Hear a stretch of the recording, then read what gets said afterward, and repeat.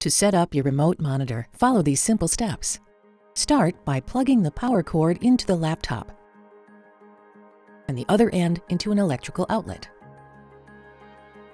Locate a USB port on your laptop and plug the wand cord into the USB port. Turning on the remote monitor. Open the laptop and press the power button in the upper right corner next to the keyboard. The main menu will appear on the screen. Testing the wand signal. Place the cupped side of the wand directly over the neurostimulator and rest it against your head.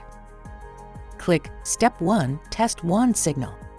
A window will open on the screen with two vertical blue bars. Move the wand over the neurostimulator until both bars are at least half full. Click Done.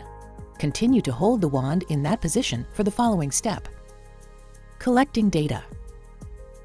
Click Step 2 Interrogate. A window that reads Gathering Information will open to let you know that data collection has begun.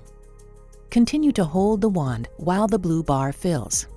Another window will open to let you know when data collection has been completed. Click the Return to Main Menu button.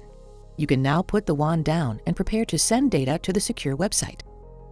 Connecting to the Internet. You will need to connect your laptop using an Ethernet cable. Locate the Ethernet port and plug one end of the cable into your laptop and the other into your modem or router. Sending data to the secure PDMS website. Click on Step 3, Transfer Data. Click the Synchronize button.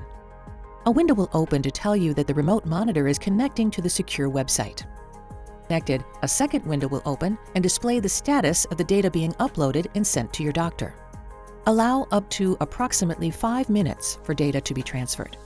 When the data transfer is complete, a window that reads Synchronization completed successfully will appear. Click the OK button.